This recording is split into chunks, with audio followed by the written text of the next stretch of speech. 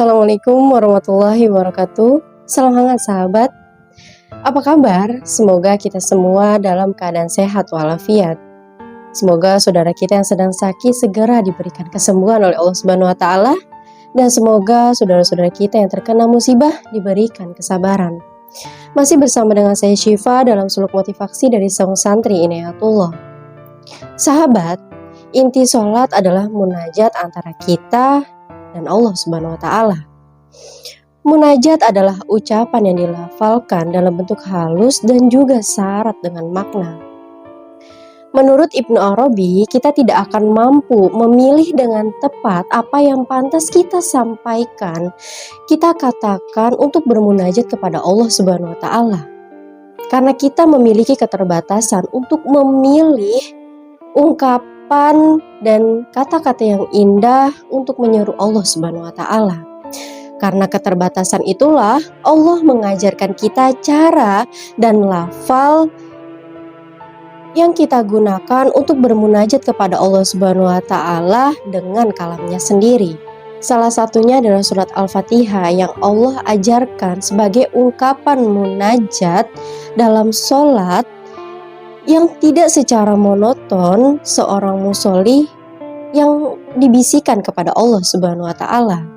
Karena Allah menjawab, karena Allah mendengar dan juga menjawab hambanya. Sahabat, apakah dalam sholat kita perlu merenungi makna-makna yang kita baca? Apakah kita perlu mengkaji bacaan yang kita baca dalam sholat? Bukankah ketika sholat kita harus memikirkan hanya Allah Subhanahu wa taala? Bukankah ketika sholat hati dan pikiran kita terpusat kepada Allah Subhanahu wa taala? Karena itu sahabat, keliru dan juga salah jika kita baru merenungi makna-makna yang kita baca dalam sholat ketika kita sedang sholat. Karena tempo pelafalan lebih singkat daripada tempo untuk kita merenungi makna-makna yang kita baca dalam sholat. Bisa saja saat kita merenungi bacaan-bacaan yang kita baca pada saat sholat, satu ayat, tetapi yang kita lafalkan, yang kita ucapkan sudah beberapa ayat. Tidak jarang juga karena kita sudah menghafal bacaan-bacaan dalam sholat, tetapi kita tidak merenungi maknanya. Dan lebih parah lagi, ketika kita sudah membaca bacaan yang kita sholat, tetapi pikiran kita kemana-mana. Sahabat, lantas apa yang harus kita lakukan agar pikiran kita tidak kesana kemari dalam sholat? Pemaknaan dalam sholat bukanlah tujuan dalam sholat, karena tujuan dalam sholat adalah kita ingat kepada Allah Subhanahu wa taala. Tetapi ada kilasan-kilasan makna dalam surat Al-Fatihah yang bisa mengisi pikiran kita. Ketika kita mengucapkan A'udzubillahi minasyaitonirrajim, kita yakin bahwa kita harus berlindung dari setan yang terkutuk. Kemudian ketika kita membaca Bismillahirrahmanirrahim, bahwa Allah lah yang maha pengasih dan juga maha penyayang. Kemudian Alhamdulillahirabbil alamin, kita memuji Allah dan juga kita bersyukur atas segala nikmat yang telah Allah berikan kepada kita. Selanjutnya Ar-Rahmanirrahim, kita meyakinkan bahwa Allah adalah yang maha pengasih dan juga maha penyayang. Lalu Maliki Yaumiddin, bahwa Allah lah pemilik dan penguasa hari kiamat.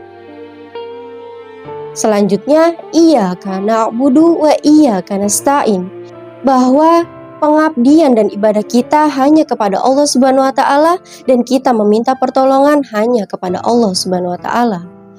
Dan yang terakhir, Ihdinas siratal mustaqim siratal ladzina an'amta 'alaihim ghairil maghdubi 'alaihim waladdallin.